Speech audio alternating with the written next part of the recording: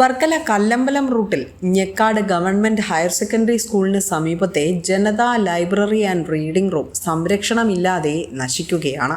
ഞെക്കാട് ചേന്നൻകോട് പ്രദേശങ്ങളിലെ ജനങ്ങൾക്ക് അറിവിന്റെ വെളിച്ചം പകരാനായി 1950 അധ്യാപകനായ നാണുവിന്റെ നേതൃത്വത്തിലുള്ള ബഹുജന കൂട്ടായ്മയിൽ ആരംഭിച്ച ഗ്രന്ഥശാലയാണിത്.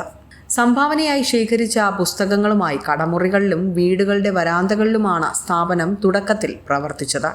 പിന്നീട് ലൈബ്രറി കൗൺസിലിന്റെ അഫിലിയേഷനും നേടി. ആസ്ഥാനമില്ലാത്തതാണ് ആദ്യകാലത്ത് പ്രവർത്തനത്തിന് തടസ്സമായി മാറിയത്.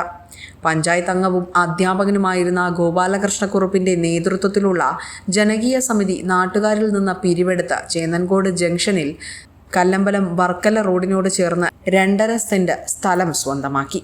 അവിടെ കെട്ടിട നിർമ്മാണത്തിന് സാമ്പത്തിക ബുദ്ധിമുട്ട് നേരിട്ടപ്പോഴാണ് ഗ്രന്ഥശാല ഒട്ടൂർ പഞ്ചായത്തിനെ ഏൽപ്പിക്കാൻ തീരുമാനിച്ചത്. അങ്ങനെ ഗ്രന്ഥശാല പഞ്ചായത്ത് ഏറ്റെടുക്കുകയും സാംസ്കാരിക നിലയമാക്കി മാറ്റുകയും ചെയ്തു. പഞ്ചായത്ത് തന്നെ കെട്ടിടം നിർമ്മിക്കുകയും ലൈബ്രറിക്കും വായനശാലയ്ക്കും ആരംഭം കുറിക്കുകയും ചെയ്തു. എന്നാൽ അധിക നാൾ കഴിയും മുൻപ് ഗ്രന്ഥശാലയുടെ പ്രവർത്തനം നിലച്ചതോടെ ഇഴജന്തുക്കളുടെയും സാമൂഹ്യ വിരുദ്ധരുടെയും താവളമായി ഇവിടം മാറി. കൃത്യമായ പുസ്തക വിതരണവും രജിസ്റ്ററുകളും ഇല്ലാത്തതുകൊണ്ട് തന്നെ ഗ്രന്ഥശാലയുടെ അഫിലിയേഷനും പിന്നീട് നഷ്ടമായി. ശേഷം 2017 അക്ഷരസ്നേഹികളായ കുറച്ചധികം പേരുടെ ശ്രമഫലമായാണ് പഞ്ചായത്ത് അധികാരികൾ കെട്ടിടത്തിൽ അറ്റകുറ്റപ്പണികൾ നടത്തി പ്രവർത്തനം പുനരാരംഭിച്ചത്. 5000-ഓളം ഉണ്ടായിരുന്ന പുസ്തകങ്ങളിലധികവും അപ്പോഴേക്കും ചിതലെടുത്ത് നശിച്ചു പോയിരുന്നു. ലൈബ്രറിയനെ നിയമിക്കാനോ പ്രവർത്തനം മെച്ചപ്പെടുത്താനോ പഞ്ചായത്ത് നടപടിയെടുത്തില്ല.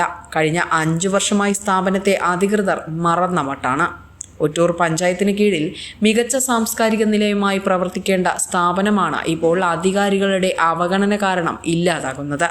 ഇത് തുറന്നു പ്രവർത്തിക്കാൻ പഞ്ചായത്ത് അധികൃതർ അടിയന്തരമായി ഇടപെടണമെന്നാണ് നാട്ടുകാരുടെ ആവശ്യം. വിസ്മയ ന്യൂസ്, കല്ലമ്പലം.